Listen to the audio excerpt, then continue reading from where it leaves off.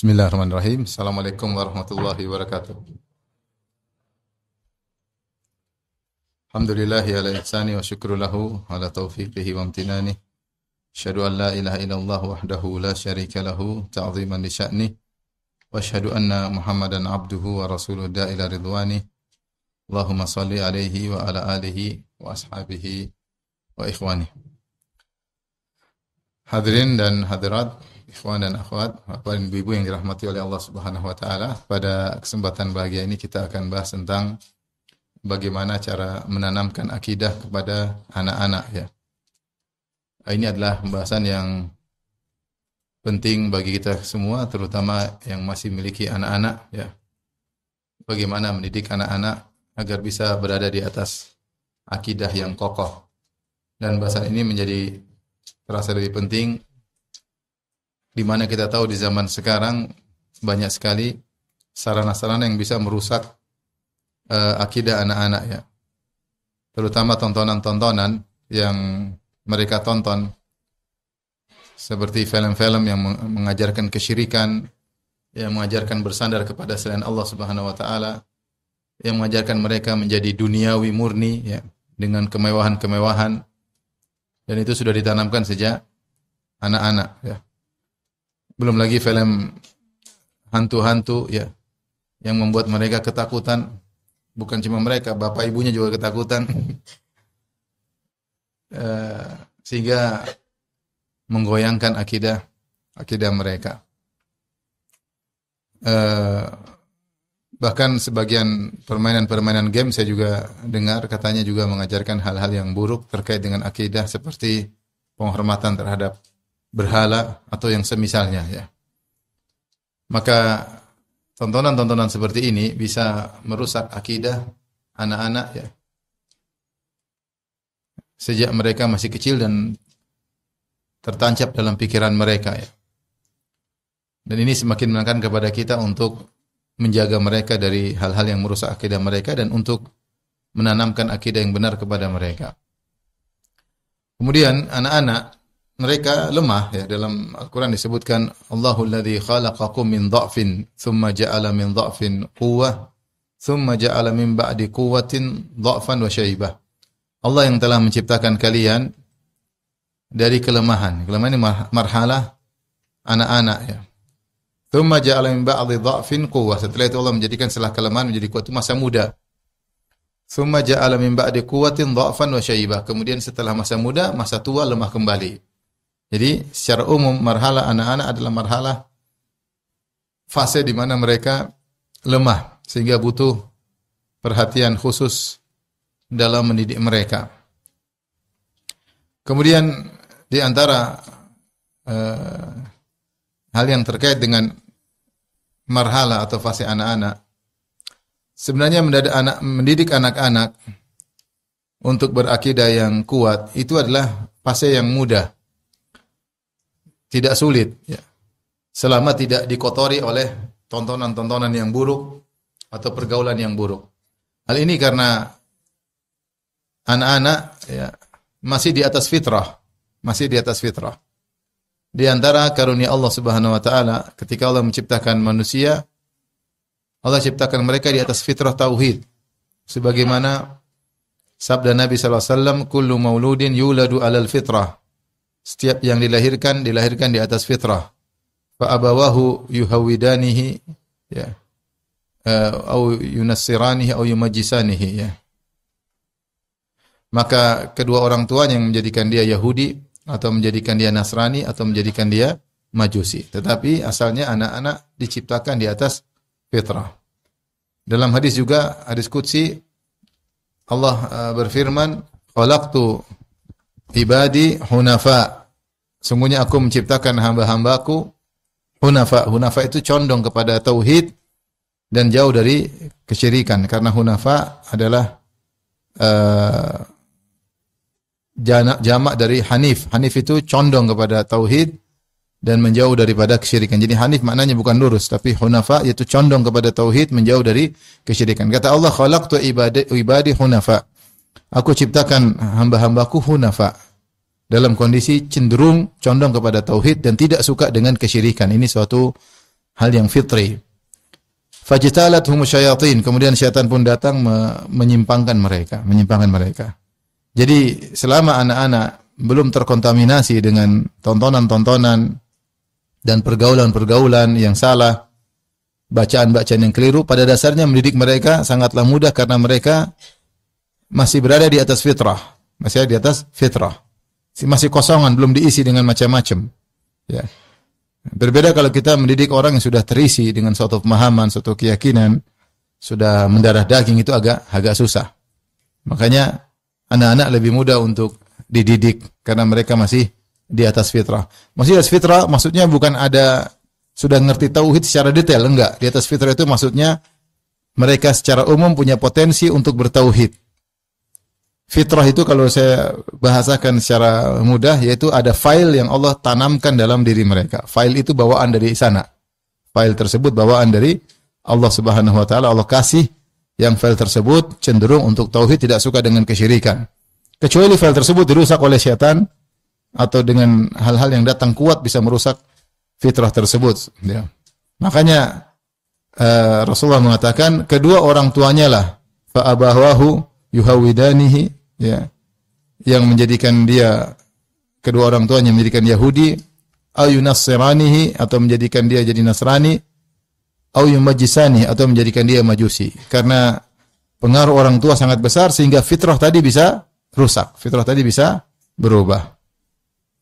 Maka ini marhalah atau fase yang penting untuk kita menanamkan tauhid kepada anak-anak sejak mereka masih kecil. Di antara keistimewaan juga mendidik anak-anak, seperti dikatakan, mendidik anak-anak seperti memahat di sebuah batu, kan naqshi fil hajar, seperti memahat di sebuah batu. Memang agak berat, ya, pahat, tapi kalau sudah terpahat sulit untuk hilang. Sudah terpatri, benar-benar terpatri, karena istilahnya masih kosong, kemudian kita isi dengan nilai-nilai tauhid, apalagi sinkron dengan file yang tadi sudah ditanamkan oleh Allah, itu fitrah. Sehingga anak-anak kalau diajarkan tauhid, maka benar-benar akan terpatri dalam diri mereka, dan ini memudahkan kita nanti di kemudian hari. Anak-anak ke depan nanti mereka akan berhadapan dengan berbagai tantangan kehidupan. Ya. Terkait dengan diri mereka, terkait dengan akidah, terkait dengan kehidupan, terkait dengan berbagai macam ujian, musibah, dan macam-macam. Kalau kita didik mereka sejak kecil dengan kokoh, maka mereka akan tegar ketika menghadapi tantangan-tantangan tersebut. Mereka akan tegar. Oleh karenanya, kita semangat mendidik anak-anak sejak kecil karena ini memudahkan kita, mengistirahatkan kita banyak di kemudian hari. Tapi kalau kita nggak didik mereka sejak kini, kita capek nanti. Capek di kemudian didik lagi, susah, mereka gini terpengaruh ini, jadi anak manja, anak cengeng, tidak tegar, mudah terpengaruh dengan pemikiran, mudah terpengaruh dengan syubhat. Kita capek sendiri. Maka hendaknya kita doktrin sejak kecil, dan itu akan membuat kita lebih mudah, lebih nyaman, lebih istirahat di kemudian hari karena sudah dipasang, ya, dasar-dasar pokok-pokok tauhid kepada anak-anak. Maka dari sinilah kita dapati ternyata Nabi sallallahu alaihi wasallam beliau mengajari tauhid bahkan sejak anak-anak itu, anak-anak ditanamkan untuk mengerti tentang tauhid, ya, secara spesifik. Adapun secara umum nilai-nilai agama sudah ditanamkan sejak anak-anak masih kecil, ya. Maka para sahabat mengajak anak-anak mereka untuk menghadiri Jumat, mendengar khutbah, menghadiri salat Id, ya, menghadiri ujangan-ujangan Nabi sallallahu alaihi wasallam. Anak-anak diajak ke masjid untuk mendengar lantunan bacaan imam, ya. Maka kita baca bagaimana produk sahabat luar biasa. Ketika perang Uhud misalnya, perang Uhud, maka ternyata banyak anak-anak yang belum balik mau ikut perang. Mereka pada datang ikut perang. Rasulullah SAW melakukan isti'arat, itu Rasulullah SAW cek. Ternyata ada anak-anak yang di bawah umur mau ikut perang Uhud. Maka Rasulullah SAW suruh pulang karena mereka belum balik, ya. Belum balik, ya. Jadi luar biasa, ya. masih kecil sudah semangat berjihad di jalan Allah Subhanahu wa taala ya. Sampai ada yang ngeyel di antaranya Rafi bin Khudaij dan Samurah. Keduanya meskipun belum balik, mereka ngeyel untuk tetap ikut perang. Akhirnya Rasulullah SAW tes. Ternyata Rafi pandai memanah dan Samurah pandai bergulat. Akhirnya dua-duanya diikut sertakan dalam perang Uhud. Adapun anak-anak kecil yang lain disuruh pulang. Di antaranya Ibnu Umar radhiyallahu anhuma, di antaranya Abu Sa'id Al-Khudri radhiyallahu taala anhu suruh pulang. Tapi bagaimana para sahabat berhasil mendidik anak mereka sehingga sejak kecil sudah tertanamkan nilai-nilai membela Islam, berjuang untuk Islam. Kalau kita bandingkan dengan anak-anak zaman sekarang, umur 12, 13 jago perang, tapi perang di game ya, perang di game. Udah jago. Nilai perjuangan game sampai beli. Saya dengar-dengar orang kalau main game tuh sampai beli barang-barangnya, atribut-atributnya sampai bayar duit ya. Biar senjatanya lebih banyak, bayar lagi, beli senjata lebih banyak, bayar lagi. Jadi semua jago game ya. Inilah kondisi zaman sekarang. Maka Rasulullah SAW menanamkan nilai-nilai tauhid kepada anak-anak sejak mereka masih kecil. Di antaranya seperti Rasulullah SAW mengajarkan kepada Al-Hasan doa kunut. Doa kunut isinya tauhid ya. Al-Hasan bin Ali bin Abi Thalib radhiyallahu anhu ketika Rasulullah meninggal, kira-kira umurnya 8 tahun. Kira-kira umurnya berapa tahun? 8 tahun, masih kecil. Rasulullah SAW mengajarkan doa kunut kepada Al-Hasan mungkin sebelum itu, ya, yaitu sebelum Nabi meninggal. Entah ketika usia 5, usia 6. Rasulullah ajarkan kalau witir, bacalah doa kunut, Allahumma hdini fi man hadait, wa afini fi man afait, wa tawallani fi man tawallait.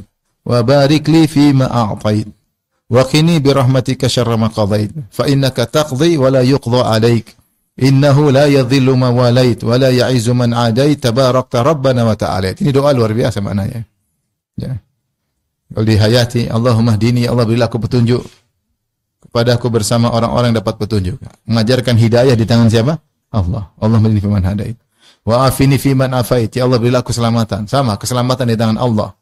Minta keselamatan kepada Allah Subhanahu wa taala. Wa tawallani fi man tawallait, peganglah urusanku sebagaimana orang-orang yang kau urusin ya. Karena Allah di antaranya waliyus salihin, Allah mengurusi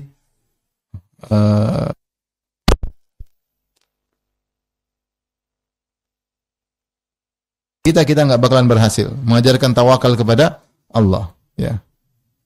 Wa barik li fi ma a'tait, berilah keberkahan atas apa yang kau berikan kepada kami ya. Masih kecil diajarin dapat rezeki berkah. Jadi wa barik li fi ma a'tait, berilah keberkahan atas apa yang kau berikan kepadaku ya. Sehingga diajarkan sejak kecil bahwa yang penting adalah keberkahan. Bukan hanya harta banyak, mendapatkan aset yang banyak, yang penting berkah. Bayangkan Al-Hasan masih kecil sudah diajarin demikian ya. Kemudian fa innak taqdi wa la yuqda alaik. Engkau yang memutuskan dan tidak ada yang bisa memutuskan selain engkau ya. Dan seterusnya ya. Tabarakta rabbana wa ta'alait. Sungguhnya engkau maha berkah dan engkau maha tinggi. Artinya Rasulullah SAW menanamkan nilai-nilai akidah kepada Al-Hasan padahal dia masih kecil ya. Contohnya lagi seperti ketika Rasulullah SAW mengajarkan kepada Ibnu Abbas. Ibnu Abbas juga masih remaja ya, masih kecil. Ibnu Abbas lahir kira-kira 3 tahun sebelum Nabi berhijrah. Dia lahir ketika terjadi pemboikotan ya di Syi'ab Abi Thalib, ketika Rasulullah SAW dan Bani Hashim diboikot di Syi'ab Abi Thalib. Maka di situlah lahir terjemahanul Quran, yaitu Abdullah bin Abbas radhiyallahu taala anhuma. Sehingga ketika tahun 1 Hijriah berarti umurnya baru 3 tahunan. Ya, Rasulullah wafat pada tahun 11 Hijriah. Artinya Rasulullah mengajari dia ya masih umur berapa? 3, masih umur mungkin 10 tahun kurang ya, 10-an tahun ya. Seperti itu kira-kira umur beliau. Rasulullah mengatakan, "Ya gulam, inni uallimuka kalimat." Wahai sang remaja atau wahai sang anak kecil ya, inni uallimuka kalimat. Aku ajarkan kepada engkau beberapa perkataan, beberapa doa ya, atau beberapa ujangan ya. Kemudian Kata Nabi SAW, ihfazillaha yahfazka. Jagalah Allah, niscaya Allah akan menjagamu. Bayangkan, ini diucapkan kepada anak masih umur 10 tahunan, mungkin 11, mungkin 9, mungkin 8. Karena tidak diketahui kapan Rasulullah ngomong. Tapi intinya Rasulullah meninggal, Ibnu Abbas usianya sekitar 13 tahun. Berarti bisa jadi diberitahu sebelum itu. Ihfazillaha yahfazka. Jagalah Allah, niscaya Allah akan menjagamu. Artinya apa? Diajarkan kau kalau ingin dijaga oleh Allah, baikin hubunganmu dengan Allah. Baikin hubunganmu dengan Allah. Jalankan perintahnya, jauhi larangannya, maka kau akan dijaga Allah. Ihfazillaha tajidhu tujahaka. Kalau kau jaga Allah, kau akan dapati Allah di depanmu. Itu langsung Allah akan tolong engkau. Tapi syaratnya jaga hubunganmu dengan Allah Subhanahu wa taala. Tidak seperti banyak orang biasanya nanti tidak enak dilihat tetangga, nanti memang benar mengajar akhlak, tapi kadang-kadang yang menjadi penilaian orang. Kamu jangan gitu, nanti apa kata orang, nanti apa kata temanmu di kelas, nanti apa kata gurumu, ya. Itu tidak salah sih, tapi bukan itu konsentrasi Nabi. Nabi bilang bagaimana hubunganmu dengan siapa? Allah. Anak-anak harus ditanamkan muraqabah. Ihfazillaha yahfazka. Merasa diawasi oleh Allah. Jagalah Allah, yaitu jagalah syariatnya, jalankan perintahnya, jauh larangannya, niscaya Allah akan menjagamu. Ihfazillaha tajidhu tujahaka. Jagalah Allah, niscaya Allah, kau dapati Allah di hadapanmu. Idza sa'alta fas'alillah, subhanallah. Jika kau minta berdoa, maka berdoa kepada siapa? Allah. Wa idza sta'anta fasta'in billah. Jika kau minta pertolongan, mintalah kepada Allah. Tawakkal kepada Allah. Tauhid. Kemudian Rasulullah tekankan lagi, wa'lam annal ummata law ijtama'u ala an yanfa'uka bi syai'in lan yanfa'uka illa bi syai'in qad katabahu Allahu lak. Ketahuilah kalau seluruh umat ini bersatu padu untuk memberikan manfaat kepada engkau, maka mereka tidak akan bisa bermanfaat kecuali yang telah Allah tetapkan buat engkau. Tidak ada. Semua orang ingin kasih manfaat sama engkau, tidak akan mereka bisa beri manfaat kecuali yang sudah ditakdirkan. Walau ijtama'u ala an yadhurruka bi syai'in lan yadhurruka illa ma qad kataballahu alaik. Kalau mereka bersatu padu untuk beri kemudaratan kepada engkau, mencelakakan engkau, mereka tidak bakalan mampu untuk memberi kecelakaan kepada engkau, kemudaratan kepadamu, kecuali sekedar apa yang telah Allah catat untuk menimpamu. Rufi'atil aqlam wa jaffatis suhuf. Bayangkan. Pena-pena telah diangkat dan lembaran telah kering. Akidah. Anak kecil masih diajarkan tentang takdir. Ya. Dalam riwayat yang lain, kata Nabi SAW, ta'arraf ilallahi fir rakha ya'rifka fi syiddah. Kenalkan dirimu ketika kau masih dalam kondisi lapang kepada Allah. Itu masih lapang, masih sehat, maka berusaha mendekat kepada Allah. Ya'rifka fi syiddah, niscaya kalau kau dalam kondisi sulit, Allah akan mengenalimu, Allah akan menolongmu. Wa alam anna sabar nasr ma'a sabar. Ketahuilah bahwasanya kemenangan bersama kesabaran. Ya. Wal faraj ma'al karb. Sungguhnya jalan keluar di tengah-tengah penderitaan. Wa anna ma'al usri yusra. Bahwasanya bersamaan dengan kesulitan ada kemudahan. Ini nilai tauhid semuanya. Rasul ajarkan kepada anak yang masih umur 10-an tahun. Ya. Artinya nilai-nilai tauhid ditanamkan bahkan kepada anak-anak ya. Dan tentunya seperti ini banyak ya. Rasulullah bergaul kadang-kadang dengan anak kecil ya. Rasul terkadang membonceng yang masih remaja ya. Usama bin Zaid Rasulullah bonceng. Kemudian yang antara juga Mu'adz bin Jabal radhiyallahu taala Rasulullah SAW bonceng. Artinya masih remaja-remaja sudah Rasulullah SAW tanamkan nilai-nilai tauhid. Oleh karenanya perlu bagi kita orang tua ya untuk menjaga anak-anak kita dari kerusakan-kerusakan, dari penyimpangan, dan itu penting dan untuk menanamkan nilai-nilai tauhid.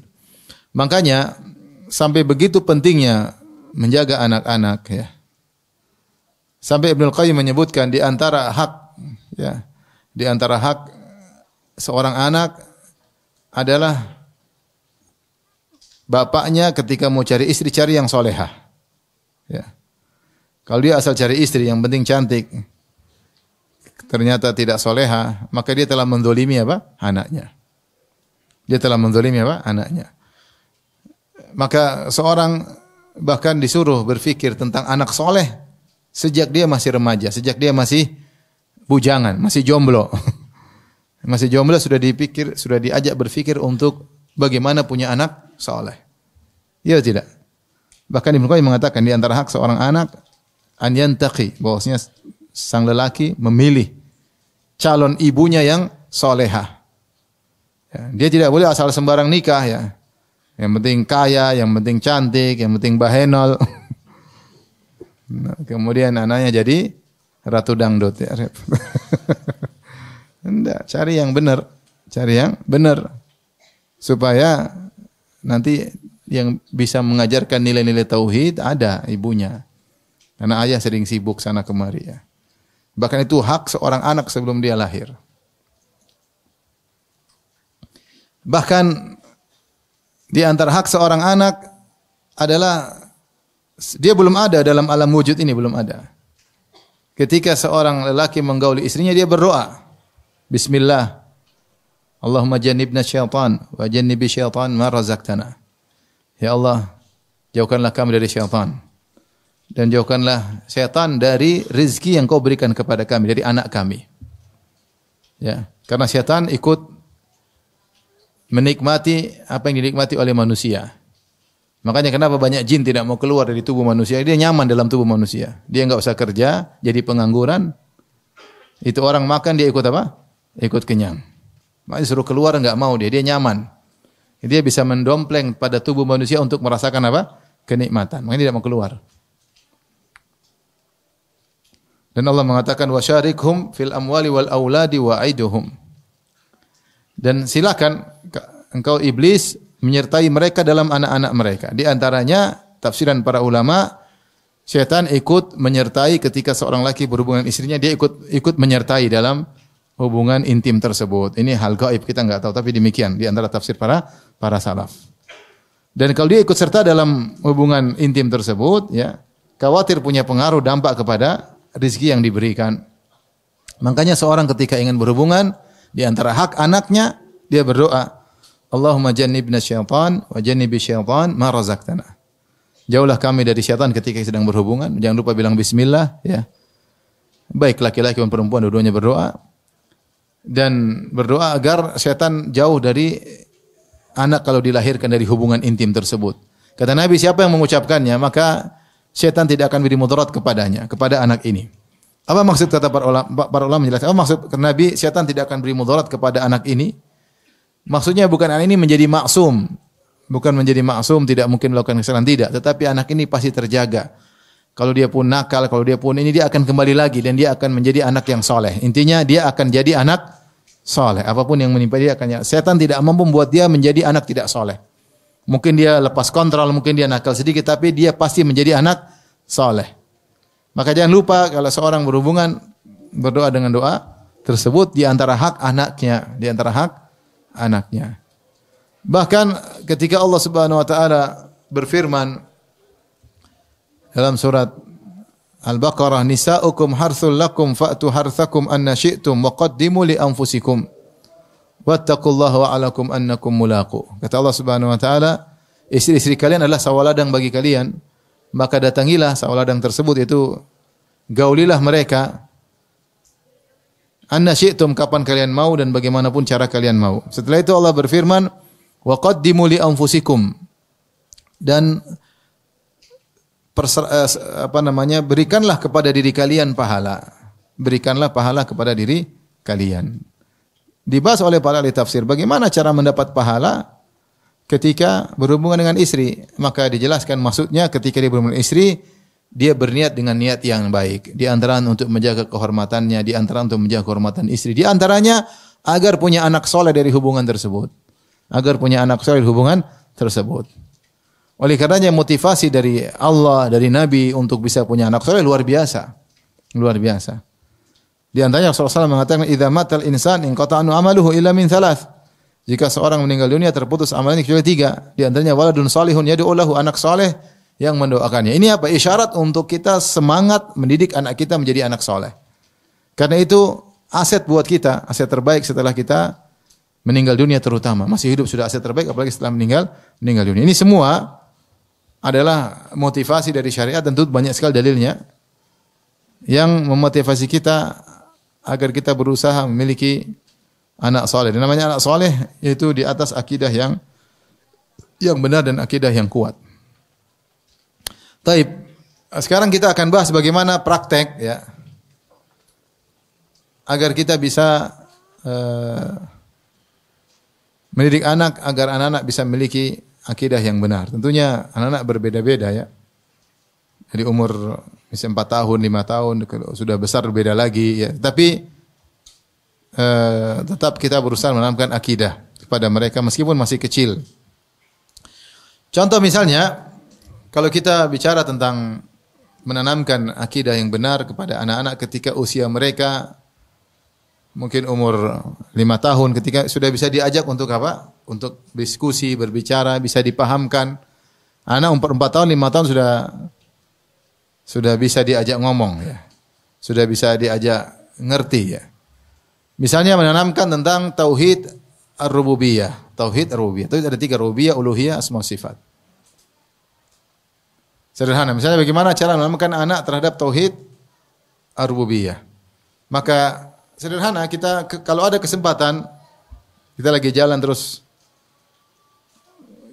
di malam hari lihat langit yang begitu indah, kemudian ada bintang-bintang, kita bilang, "Nak, lihat, ma ajmala as-sama." Betapa indah langit ini ya. Tentunya yang menciptakannya jauh lebih indah, yang menciptakannya sangat hebat. Ya, lihatlah langit. Kita aja anak ngertilah, lihat langit ini ya. Tidak ada celahnya ya. Tidak ada bertingkat-tingkat, semua rata, sangat luas tanpa ada tiang ya. Anak akan berpikir, luar biasa, ya benar ya, ini luas sekali, tidak ada tiang. Kalau perlu kita ambil gadget, kita buka Google Earth. Bagi pendapat yang mengatakan bumi bulat ya. Kita Google Earth, lihat ini. Lihat kita tuh di mana, di sini loh nak. Ini bumi ini luas banget. Dia mulai bergambar tentang betapa agungnya Sang Pencipta. Nih, kamu di sini coba tulis. Tulis ya. Tegal, Tegal. Papua keluar. Ternyata luas sekali bumi ini. Dikecilin, ternyata bumi ini sangat apa? Luas. Ternyata bumi ini lagi, kita lihat alam bumi ini ternyata salah satu benda kecil di alam semesta ini. Ya. Alam semesta ini begitu luas. Was-samaa'a banainaha bi'aidin wa inna lamusi'un. Kata Allah, kami ciptakan langit dengan kekuatan kami, wa inna lamusi'un, dan kami luaskan langit tersebut. Jadi langit luas. Sampai sebagian ahli tafsir, sebagian ulama yang mengatakan lamusi'un maksudnya Allah datangkan dengan isim fa'il, maksudnya kami tetap dalam kondisi memperluasnya. Jadi alam semakin bertambah, belum berhenti, belum final. Masih diperluas. Dan lihat bagaimana ciptaan Allah yang mutqan. Sun Allahil ladzi atqana kulla syai'. Ciptaan Allah yang mutqan, profesional, tidak ada kekurangan. Coba kalau manusia bikin bangunan panjang tanpa tiang pasti jebol, ya, enggak bisa. Atau pasti di tengah-tengahnya ada miring-miring, tidak rata. Mungkin ada bolong di tengahnya. Lihat langit, tidak ada bolongnya sama sekali. Tidak ada seperti teras ring, enggak ada. Lurus semua. Tanpa tiang, siapa yang bisa bikin? Allah. Dia akan mulai, ini masuklah anak-anak. Mungkin kalau 5 tahun, 6 tahun, oh iya benar, dia masuk. Allah Maha luas, kita ini kecil. Ini contoh maksudnya tauhid rububiyah. Contoh kita lagi buka puasa, kita bilang, nak, matahari terbenam masih setengah jam lagi. Ya. Dan matahari tidak pernah terlambat, bilang gitu, kasih tahu. Kalau boleh matahari dimajukan. Ya. Dan kalau boleh matahari dimundurkan, bisa dimundurkan. Tapi yang bisa memajukan dan memundurkan cuma siapa? Allah Subhanahu Wa Taala. Lihatlah bagaimana matahari ini, ada yang mengatakan sudah jutaan tahun tetap pada orbitnya. Dan dia demikian terus ya.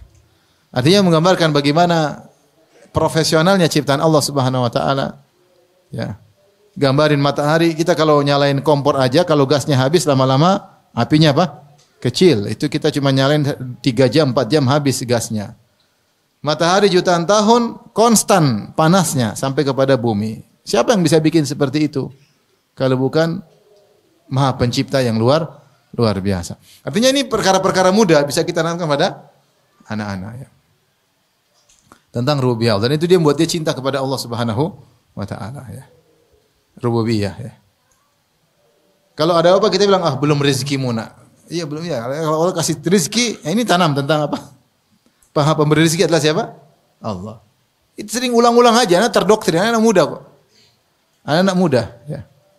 Tapi harus akidah yang sederhana, tidak usah yang detail. Nanti kalau dia sudah SMA, SMP baru diajarin detail-detail. Syubhat-syubhat bantahan itu nanti ya. Sekarang aja Bapak masih kena syubhat.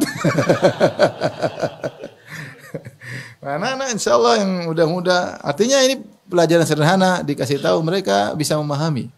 Ternyata ada Tuhan pencipta luar biasa, Maha Kuasa, ya. Seperti debatnya Abu Hanifah sama ateis. Ketika mereka menolak adanya Tuhan, maka Abu Hanifah ketemu mereka, Abu Hanifah mengatakan, bagaimana menurut kalian kalau ada suatu kapal yang kemudian bersandar di sungai Dijlah tanpa ada ABK-nya, tidak ada nahkodanya, tidak ada awak kapalnya. Tahu-tahu kapal tersebut menurunkan barang dengan sendiri, kemudian barang yang berikutnya naik dengan sendiri, kemudian berjalan menuju pelabuhan berikutnya, semua itu tanpa nahkoda. Kata mereka, mustahil. Mustahil. Nah, kalau itu saja mustahil, padahal itu cuma kegiatan sederhana, bagaimana dengan kegiatan alam semesta yang luar biasa? Enggak mungkin enggak ada yang apa? Yang ngatur, enggak mungkin. Enggak mungkin ada keteraturan kecuali ada yang bikin peraturan. Kalau semuanya dengan kebetulan pasti kacau. Kebetulan pasti kacau. Tapi ketika teratur selalu konstan seperti itu, berarti ada yang membuat apa? Aturan, ada rules-nya. Berarti ada yang membuat aturan. Itulah pencipta. Hal-hal seperti ini mudah, tidak logika tidak susah ya. Perkara mudah anak-anak. Kenapa mudah? Karena mereka ada fitrah. Beda kalau ada ateis pasti banyak syubhat. Kan bisa saja. Bisa saja sesuatu tidak ada menciptakan yang ada. Bingung, maksudnya bagaimana nih?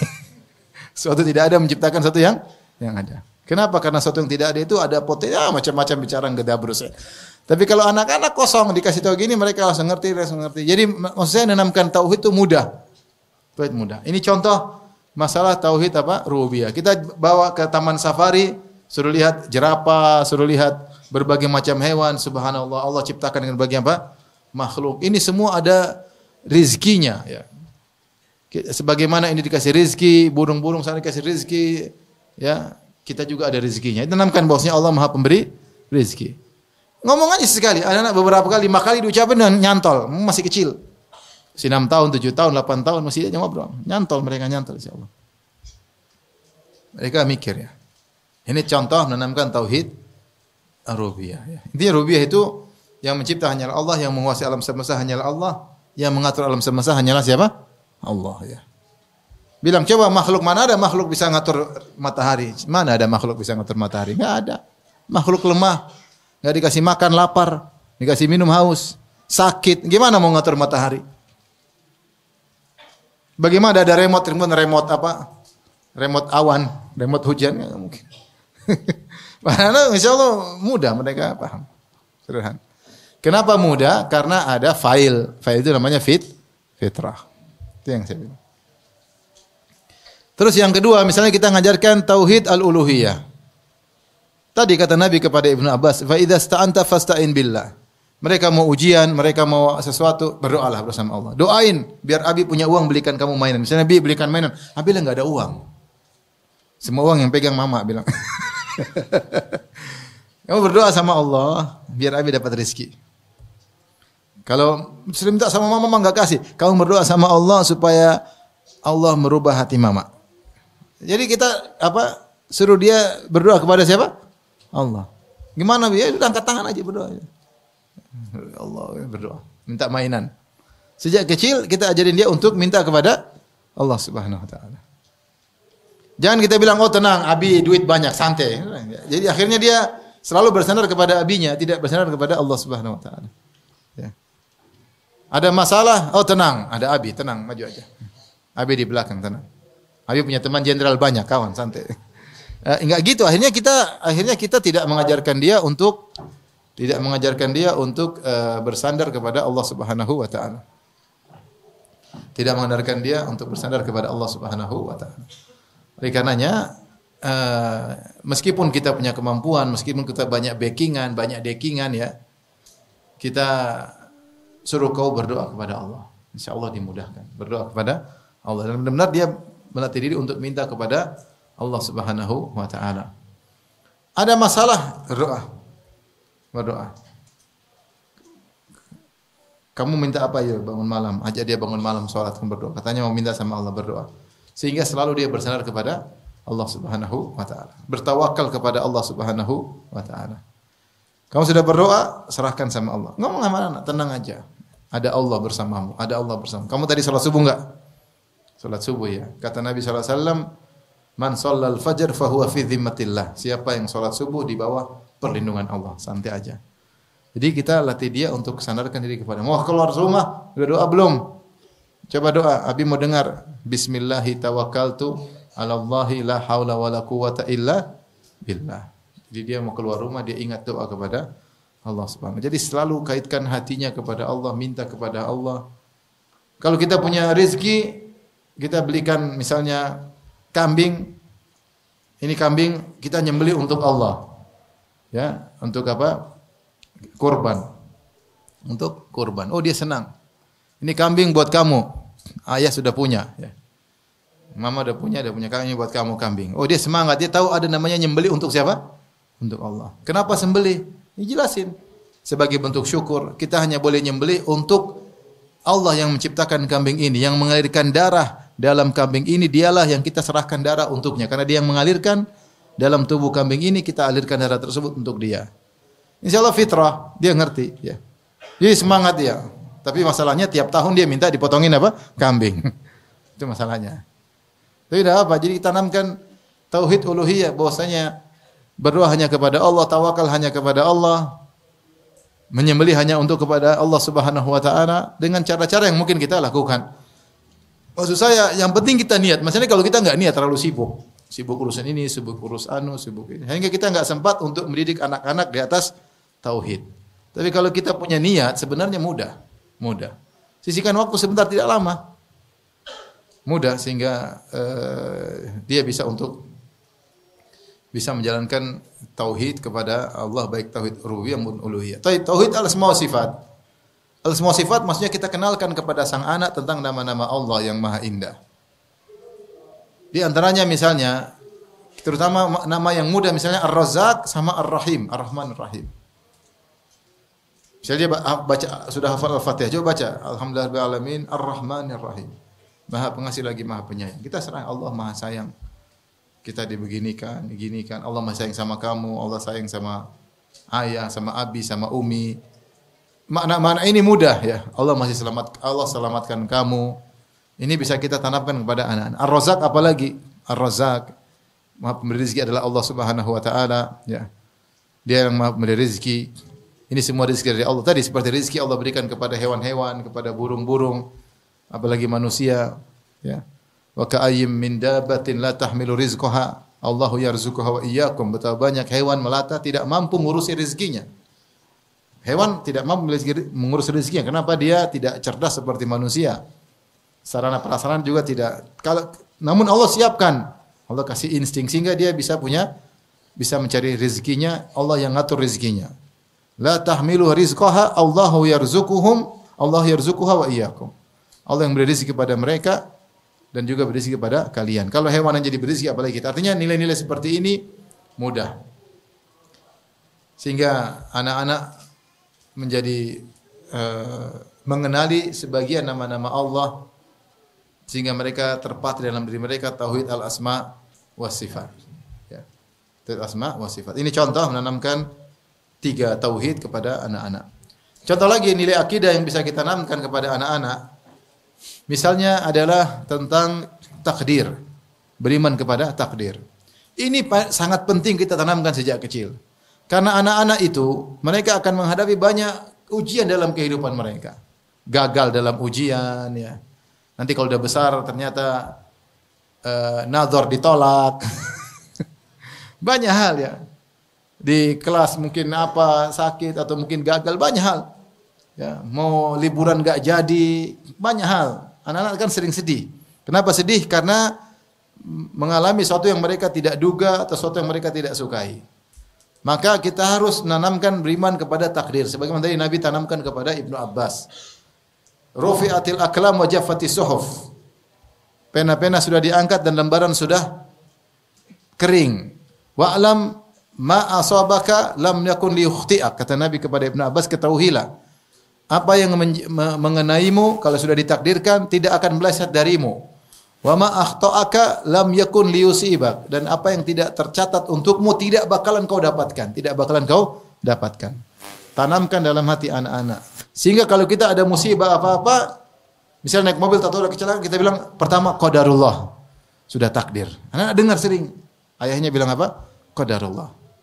Beda kalau wah brengsek apa, repot. Jadi dia belajarnya bukan takdir. Ya. Ngamuk sana ngamuk sini, dia belajar kalau tabrakan begini caranya. Ya. Ibunya juga demikian, ada masalah qadarullah, sudah takdir. Ya sudah takdir. Qadarullah ya.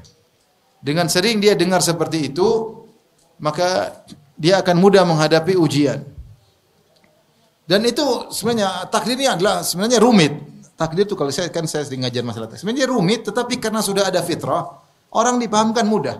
Sampai orang-orang awam aja tidak belajar takdir ngerti. Dulu ibu saya juga nggak pernah ngaji seperti antum. Kalau ada masalah, wes takdirnya gimana? Sudah takdirnya gimana? Sudah digariskan oleh yang kuasa sambil nunjuk ke atas. Uang dikasih yang kuasa sudah menggariskan. Mereka artinya karena fitrah. Karena apa? Fitrah. Mau dijelaskan takdir itu begini rumit. Tapi kita bilang semua sudah diatur oleh yang di atas, selesai. Ya. Sehingga anak-anak perlu kita tanamkan tentang masalah takdir. Sehingga mereka nanti kalau terkena ujian, ada yang mereka tidak sukai, mereka sakit, mereka ditipu temannya, kita bilang takdir. Tapi kita belajar dari kesalahan. Ini sudah takdir, kamu harus sabar, ini sudah takdir ya. Ya. Kebetulan misalnya ada keluarga yang meninggal, ada mbahnya meninggal, kakeknya meninggal. Ini udah takdir. Ada sepupunya meninggal, udah takdir, udah waktunya ajal dia. Memang sampai segitu. Sehingga dia ngerti manusia itu ada ajalnya. Ini nilai-nilai yang sederhana tapi kita doktrin mereka mudah paham. Mereka mudah. Kenapa mudah paham? Karena ada apa tadi? Ada fitrah. Ya. Ini sangat penting ya. Kemudian juga ajarkan mereka misalnya di antara nilai tauhid yang penting adalah sabar. Sabar ya. Di antara nilai itu adalah sabar, bersabar. Misalnya anak dibully sama teman-temannya, lapor. Abi tadi teman-teman sabar. Sabar, hidup ini pasti ada ujian. Enggak ada hidup enggak diuji. Bukan kamu aja diuji, bapak juga diuji. Abi juga diuji, Umi juga diuji, semua orang diuji. Kamu sekarang menghadapi ujian. Kamu jangan lari dari ujian tersebut, hadapi dengan tenang. Begini caranya, gini, ajarin. Ya. Sehingga anak kuat, tegar. Ya. Tidak seperti zaman sekarang, anaknya dibully langsung dikeluarin. Yang bully dilaporkan ke polisi, ya gimana? Anak-anak akhirnya jadi memble, ya. Generasi stroberi, ya. Tidak kuat, tidak tegar, tidak kokoh, ya. Tidak tahan banting, sekali banting pecah.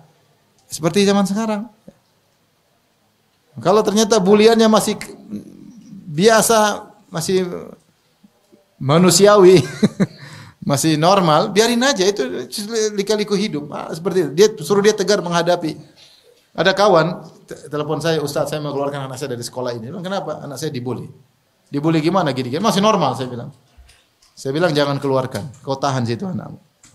Kuatkan dia. Akhirnya enggak dikeluarin dan ternyata kuat.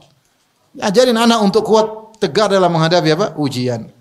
Nanti di hadapan sana banyak sekali ujian. Di antara ujian ditolak ketika ngelamar. Ujian berat. Kalau enggak punya akidah patah hati, ya. Bisa frustasi. Bisa gantung diri di bawah pohon tomat.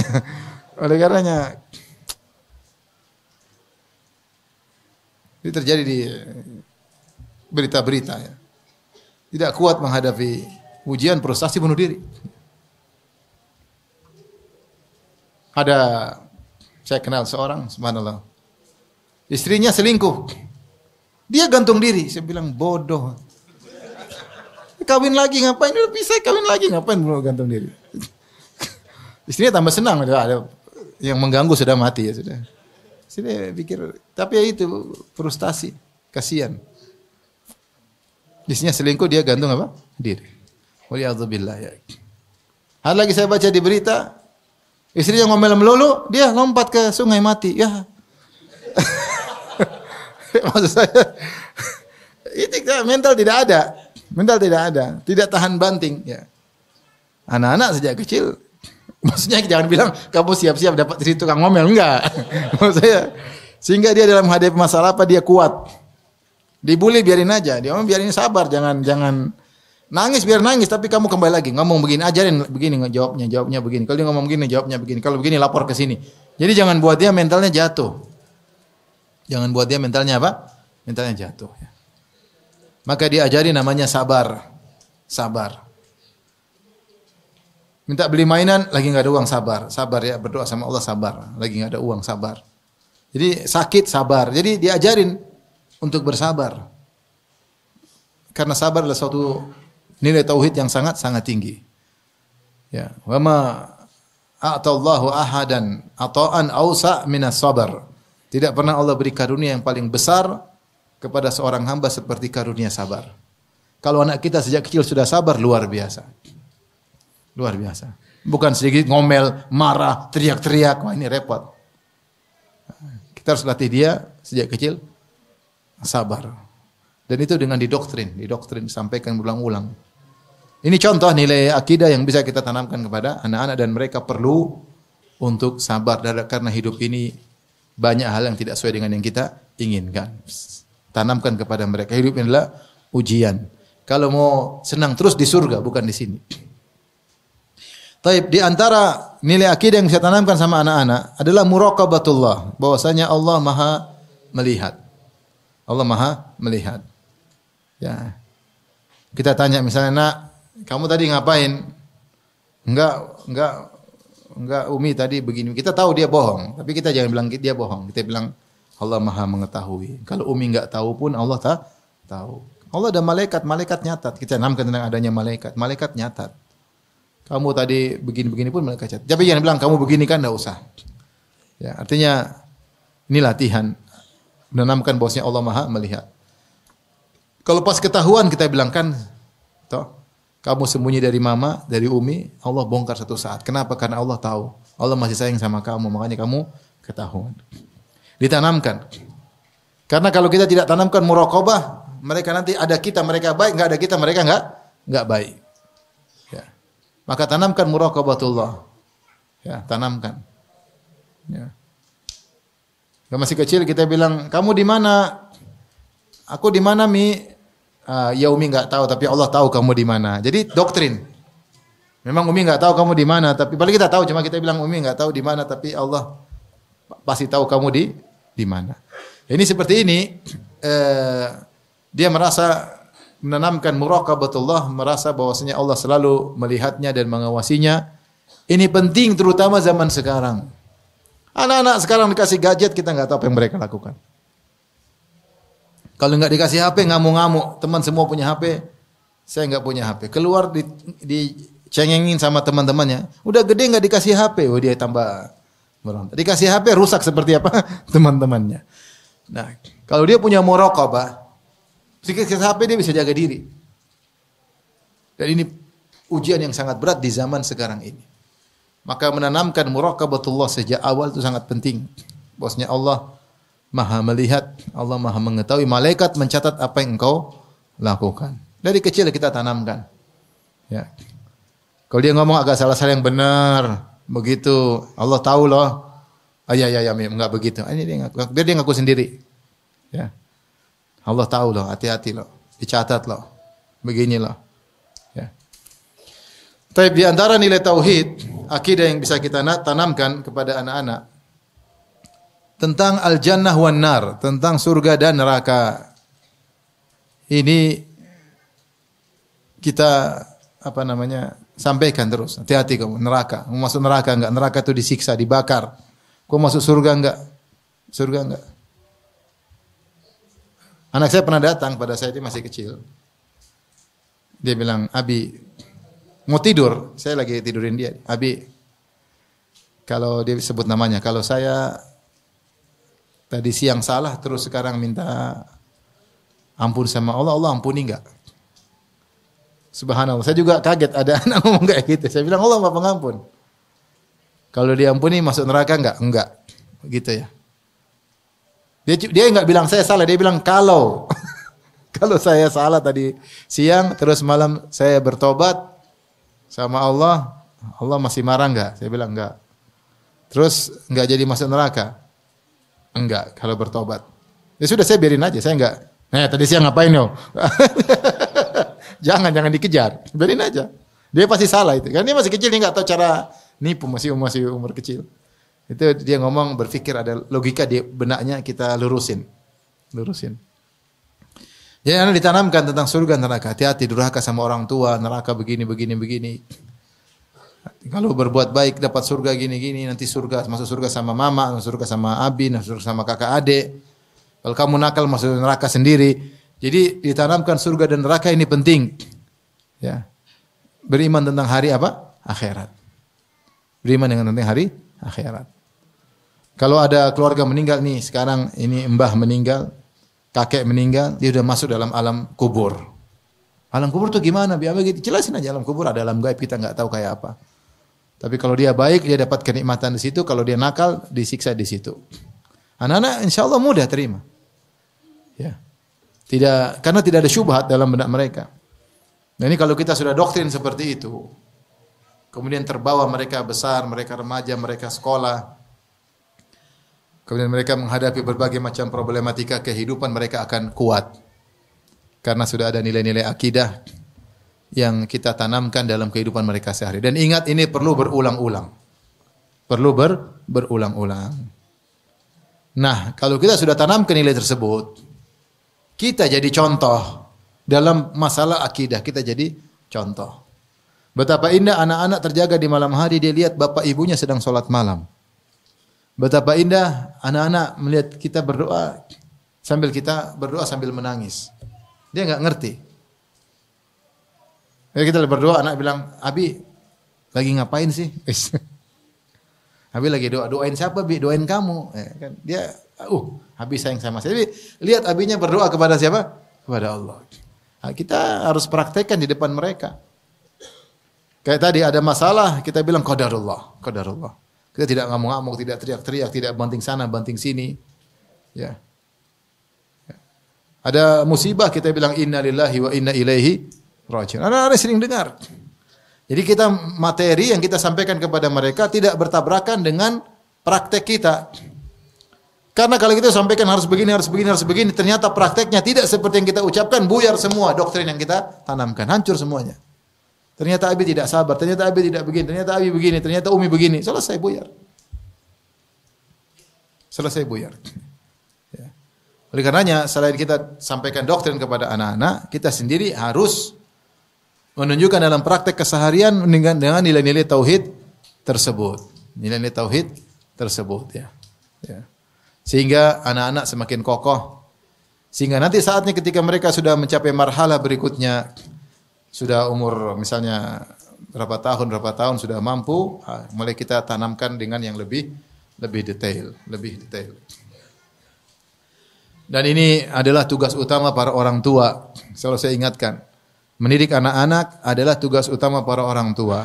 Adapun partner kita seperti pondok, seperti guru hanya partner. Mereka bukan memegang tugas utama. Tugas utama adalah kita. Maka jangan sampai kalau kita ada guru kita bawa ke rumah kemudian kita pasrahkan seluruhnya pada guru. Ada pondok kita pasrahkan semua kepada pondok. Ada boarding school kita pasrahkan semua boarding school. Enggak, itu partner kita. Kita pilih, kita masukkan, kita ngecek anak-anak bagaimana perkembangannya karena yang akan ditanya pertama adalah kita orang tuanya. Sebagian orang merasa kalau taruh di pondok boarding school selesai. Kalau ada apa-apa semua diserahkan ke boarding school.